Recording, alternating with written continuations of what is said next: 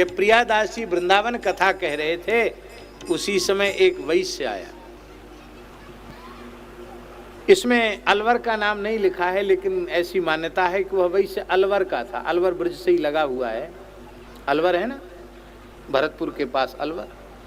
तो अलवर से एक वैश्य आया, वो भी कथा में बैठ गया। कथा के बाद प्रियादास जी के चरणों में प्रणाम किया और बोला, महाराज एक पोथी हमको भी दे दो भक्तमाल की। अब आजकल जैसे छापा खाने तो थे नहीं कि बाजार में पुस्तक मिलती, हाथ से लिखना पड़ता था। सैकड़ों साल पुरानी बात है, कम से कम 300-400 साल 300-350 साल पुरानी बात है, हाथ से लिखना पड़ता था। तो प्रियादास जी ने पूछा कि तुम क्या करोगे भक्तमाल की पोथी का? कहन सुनन कछु है अभ्यासा, क्या कुछ कहने सुनने का अभ्यास है? बोला, महाराज मैं जग व्यवहारी, ग्रह कामन में अटक्यो भारी, मैं तो व्यापारी आदमी हूँ, प्रपंची हूँ, मुझे बिल्कुल भजन साधन का अवसर नहीं है, और न मैं भक्तमाल जानता हूँ और न मैंने कभी भक्तमाल का पाठ किया है, पहली बार कथा सुन रहा हूँ। तो फिर तुम क्या करोगे भक्तमाल की पोथी का? तो उस वैश्य ने कहा कि महाराज जैसे रामायण में राम जी विराजते हैं, भागवत में श्री कृष्ण विराजते हैं, तो भक्तमाल में तो सब भक्त विराजते हैं, संत विराजते हैं। तो इतने संत पोथी के रूप में हमारे घर में रहेंगे, तो इतने साधुन संग उबरी हों, इन संतों के संग से मेरे जैसे साधन शून्य विमुख जीव का भी उद्धार हो जाएगा। क्या करोगे? तो उसने कहा, मरती बार हिये पे धरी हों और इतने साधुन संग उबरी हों, मरते समय भक्तमाल की पोथी छाती पर रख लूंगा तो इतने संत छाती पर बैठ जाएंगे तो यमराज के बाप दादे की भी हिम्मत नहीं है जो हमको नरक ले जाएं, फिर तो हमको भगवान के धाम में ही जाना होगा। उसकी भावना को सुनकर प्रियादास जी बड़े प्रसन्न हुए, बोले इसकी श्रद्धा बड़ी है। तब उन्होंने एक प्रतिलिपि उसको दे दी,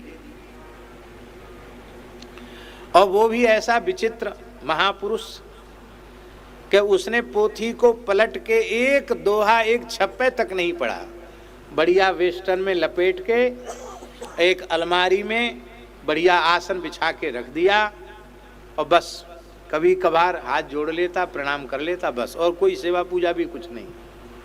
अब मृत्यु का समय आया तो जीवन में किए गए शुभाशुभ सब मृत्यु के क्षण में याद आ जाते हैं।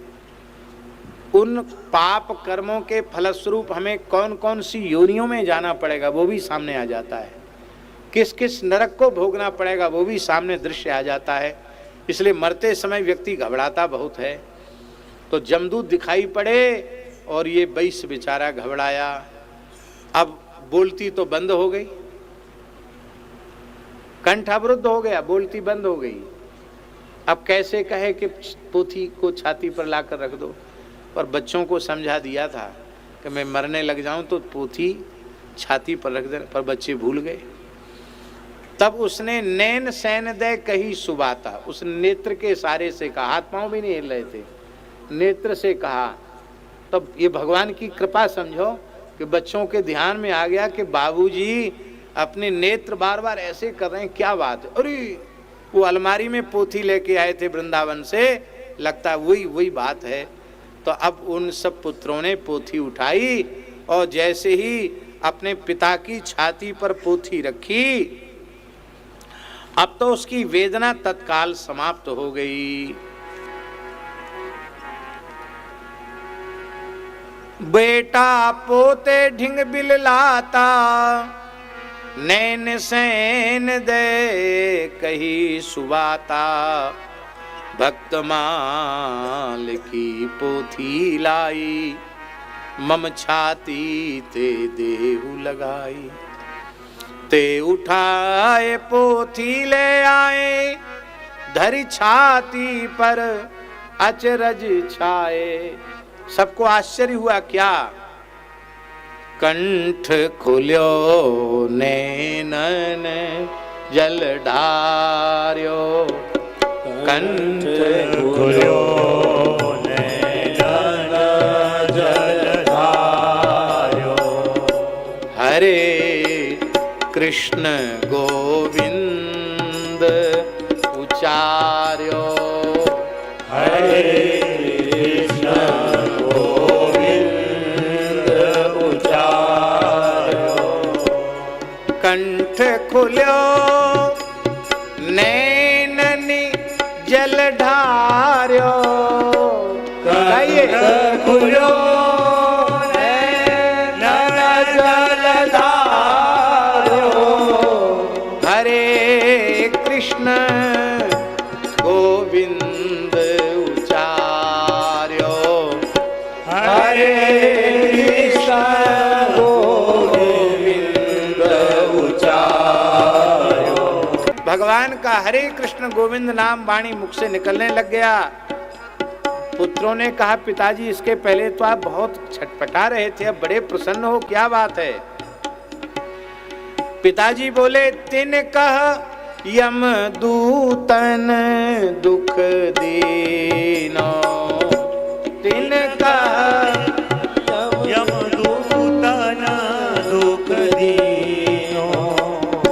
भक्तनी अब उबार में लीनो।